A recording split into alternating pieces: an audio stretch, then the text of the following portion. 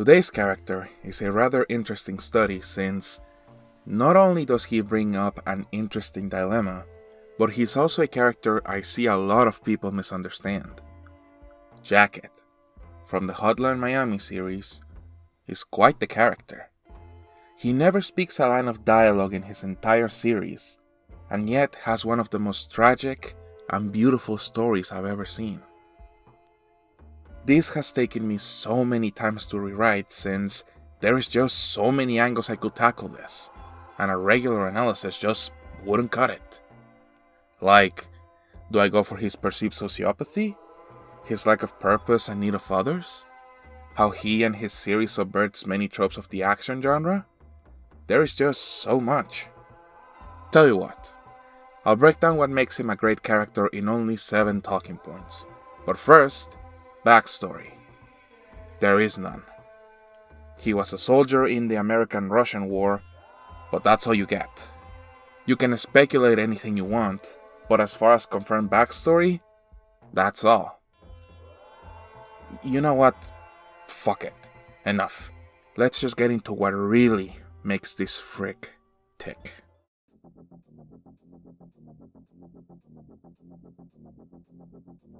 Jacket is a rather enigmatic character, and that was entirely on purpose by the developers of the game.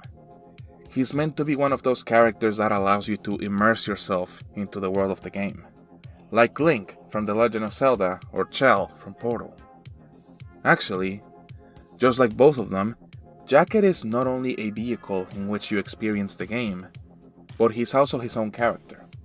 See, Hotline Miami isn't like other video games when it comes to telling you fuck all. While other games basically scatter the entirety of their story wherever it feels like, I mean, fuck. I've seen some games trying to hide lore in the merch store. The merch store! Now, Hotline Miami has the entirety of its storytelling right in front of you. Yep, you don't have to dig through the code of the game, you don't have to buy an NFT to understand the major story. Everything you need, everything the game wants to show you, is right in front of you. And you can easily piece together who Jacket is by just paying attention to his actions and surroundings in both games. To put it bluntly, Jacket is a laid-back, chain-smoking slacker with possible PTSD due to his life almost ending in the war. He has really bad luck with women. He also has a rather limited view on life, but I'll touch on that later. Jacket, for all intents and purposes, is kind of a loser. Eating junk food, playing games, and smoking to distract himself from his problems. He's not someone you want to be, regardless of all the cool shit he does. Oh. I guess that's it. On to the next part, I guess.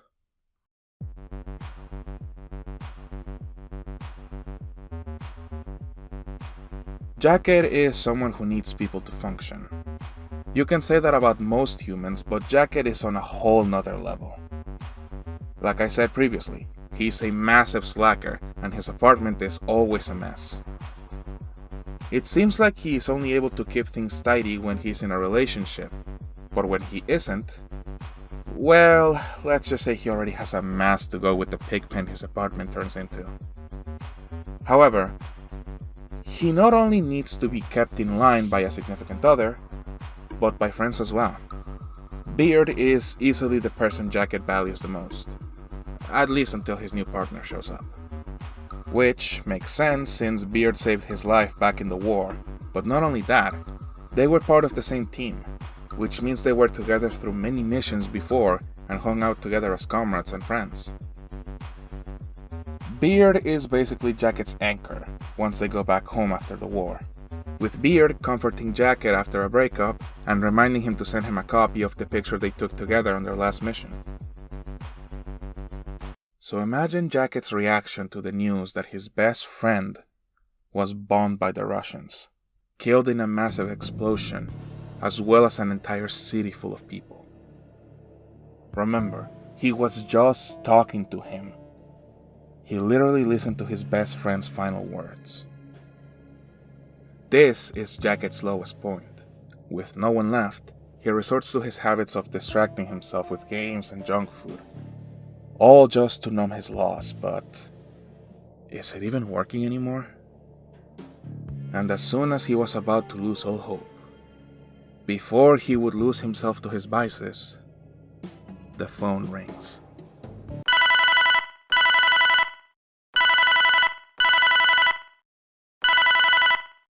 There are very few sensations like feeling that you have no purpose in life. To have a feeling that maybe there is nothing out there for you. Like you're nothing and that everything you do has no value. It's a feeling that a lot of people have, especially after something as major as the loss of a loved one. Jacket, up to this point in his story, has nothing left in life. He's only good at one thing, and that thing was no longer needed since he came back from the war. He has no one in his life he can confide in anymore. He is purposeless. And that's what a certain organization was counting on. You see, out there in the world, there's people who want to take advantage of you. People who prey on your moments of weakness only to strike when there's something to be gained from you. And that is exactly what happened to Jacket. An organization took advantage of his lack of will to live and grief. So they gave him exactly what he needed. They gave him a purpose. Something to push towards. Something to do. Something to take his mind off the grief and sadness. And he was now reborn with purpose once more. And the fact that it's against the people who, in his mind, took something precious from him makes his drive even more apparent, even more terrifying, even more violent. Jacket now had something to fight against, not for. He didn't know what this organization wanted, or gave a shit about what this organization believed in. He wanted catharsis and purpose. And this was the perfect excuse for it. Jacket had now assumed the identity of the masked maniac.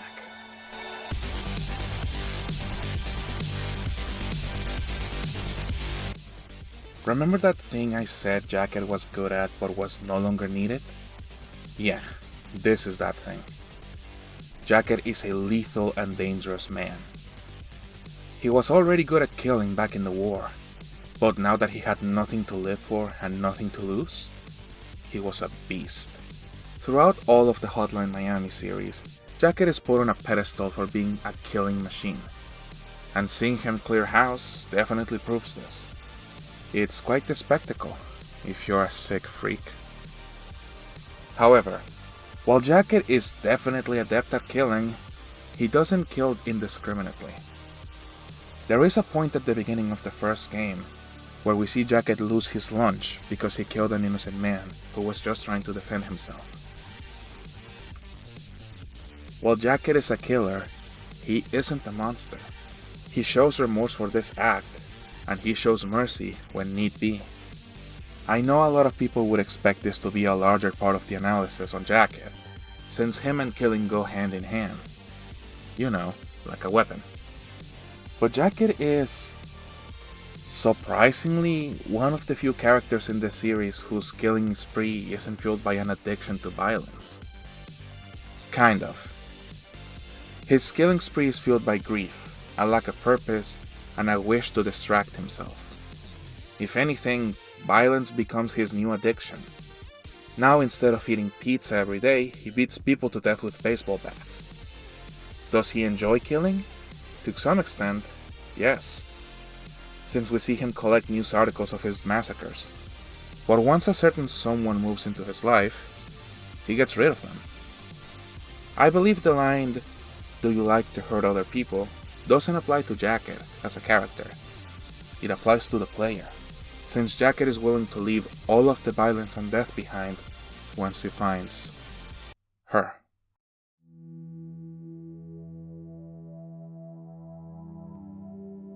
Do you think that even the worst person can change? That anyone can be a good person if they just try? It's a phrase that I know a lot of you are familiar with. Hotline Miami asks a very similar question. Can someone whose life has been filled with nothing but violence and death live a peaceful life? Can you truly leave your past sins behind for your sake and those you love? After clearing a whole building filled with Russian mobsters, Jacket finds a poor girl tied up, drugged up, possibly raped and beaten within an inch of her life. The girl asks Jacket to get it over with, basically begging him to kill her. But Jacket doesn't. He picks her up and brings her to his home. After that, Jacket keeps his distance, making sure this woman feels safe. While he goes out at night, killing mobsters and being a badass, this woman stays in his apartment, tidying the place for Jacket, who, as we established earlier, is a slob. Jacket clearly found kinship with this woman. The fact that he's willing to let her stay for so long, and even going as far as sleeping together after some time, shows that Jacket found a new purpose. He found someone who he can rely on, and someone who loved him just as much. They both come from the same fucked up world, so it's obvious they connected thanks to that. Sadly, this isn't the kind of story with a happy ending, and Jacket is forced to lose it all once more, due to him being in too deep in this world of violence and gore. So I guess the answer to the questions at the beginning is no. No, you can't. We're almost at the end of the road, but first, we need to set the record straight.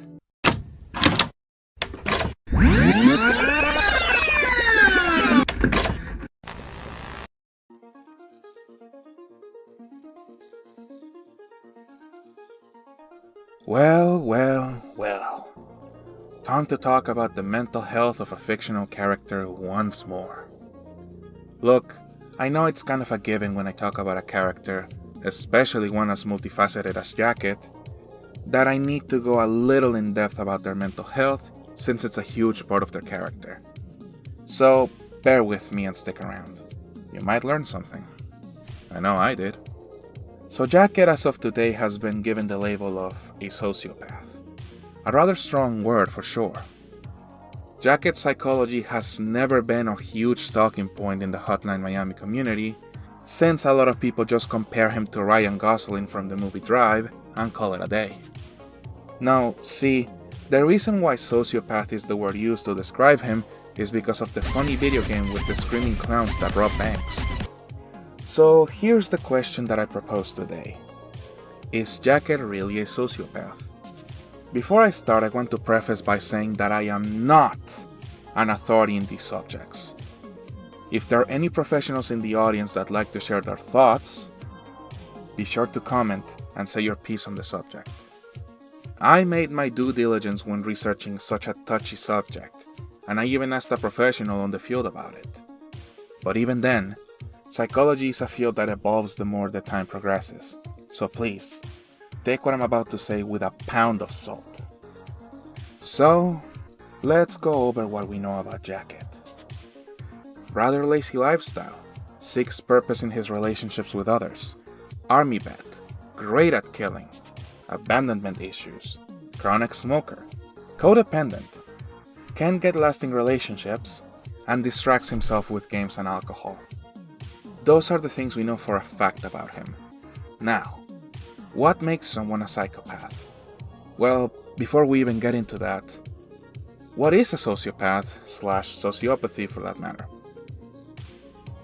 Sociopathy, also known as antisocial personality disorder, is a personality disorder characterized by a long-term pattern of disregard of the well-being of others, as well as a difficulty sustaining long-term relationships, lack of empathy, as well as a history of rule-breaking that can sometimes include law-breaking, a tendency towards substance abuse, and impulsive, aggressive behavior. Now, on paper, that does sound a lot like Jacket, especially the difficulty sustaining long-term relationships and a tendency for substance abuse. But I think there's some areas where Jacket just doesn't fit in. For example, the lack of empathy and aggressive behavior. Jacket has been shown that he is a very laid-back guy, and the only times where he loses his temper are when he's out on a mission. You know, where he's likely to lose his life and that would cause a lot of stress. And he has shown empathy in 4 major parts in the first game. When he pukes in disgust after killing a homeless man, when he saves girlfriend, and when he spares both Richter and Biker. Okay, so he doesn't fit in some areas, but he definitely fits in some more, right? Well, not really. People with ASPD are characterized by more aspects than just the ones I mentioned. When investigating this illness, I learned that there are some questions that should be pondered when labeling someone with this problem. For example, does he show empathy? Does he engage in reckless behavior, regardless of the risk of himself and others? Does he put on a facade just to fit in with the group? Would he sacrifice others to save his own skin? Does he react poorly to being caught in the act of doing something that he is trying to get away with? And the answer to some of these show that he isn't one. Jacket wouldn't do some of these things in character, so him being labeled a sociopath is rather inaccurate. Not to mention the term can be seen as offensive nowadays, so yeah. Okay, well, if he doesn't have ASPD, then what? After all, there is clearly something wrong with him, right? Oh, most definitely. Jacket shows symptoms of someone with suicidal depression and PTSD. Let's break it down. Probably the thing that shows that he has PTSD more than anything is the fact that he was a war vet. He has been through a lot, and he almost died during the war. So yeah, the man is clearly gonna remember that for the rest of his days. Not to mention all the near-death experiences he has as the masked maniac. Jacket having depression shouldn't be a shock, considering the fact that this man lost everything multiple times, and now has nothing but a bunch of rubber masks. He tries to cope with it with unhealthy mechanisms like smoking and eating junk food, which he later switched to murder, but it's all just numbing the feeling temporarily. Him being suicidal also shouldn't be a shock. Man is going out playing vigilante wearing nothing but a rubber mask. He doesn't even wear a bulletproof vest. Either he's so confident that he will remain untouched, or he doesn't care that he'll likely die. And I think it's pretty obvious which one is it. Jacket is an interesting case that anyone with a psychology major should definitely look into, and I'd happily listen to what they have to say in the subject.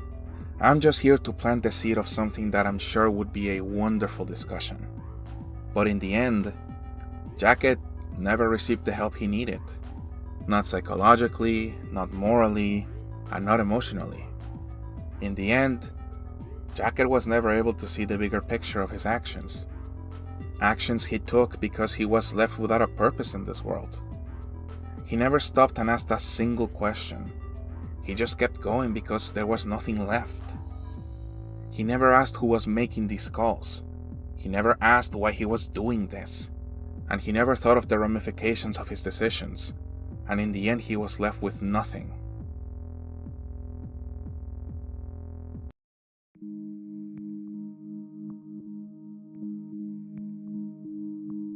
Well, here we are.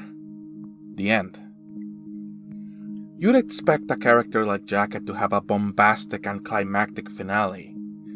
Maybe him fighting an onslaught of mobsters while epic music plays in the background, but no. Jacket's end is something passive and somber. After he kills the head of the Russian mafia, he finds himself without a purpose again. He basically takes a look at the thing that made him do this in the first place, Beard, and decides that he had enough. No more murder. He hands himself over to the police as he finds that he finally reached the end. Keep in mind, he never found the reason for the calls that caused his murder spree in the first place. He regrets it, sure, but at the end of the day, what's done is done, and it's time to let go. When he's in court, we see him playing with a stress ball. He is now returned to his coping mechanism of distracting himself from what's in front of him.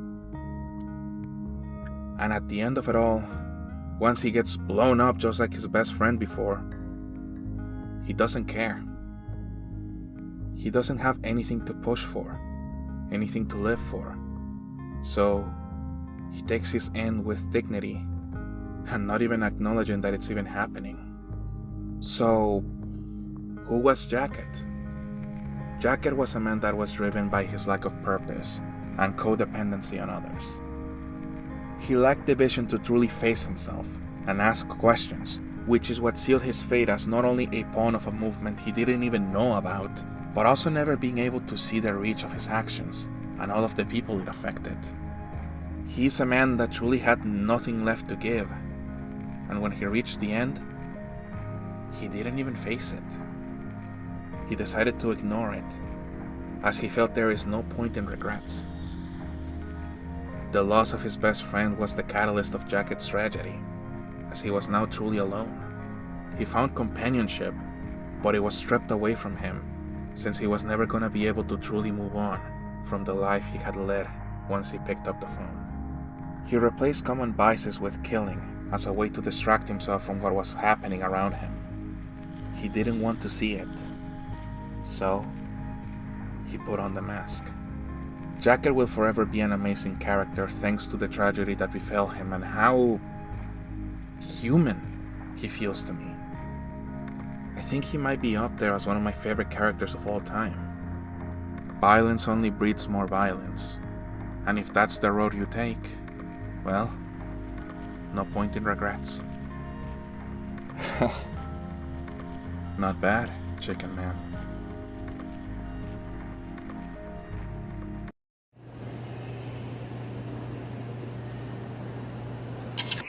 I'm over here stroking my dick. I got lotion on my dick right now. I'm just stroking my shit.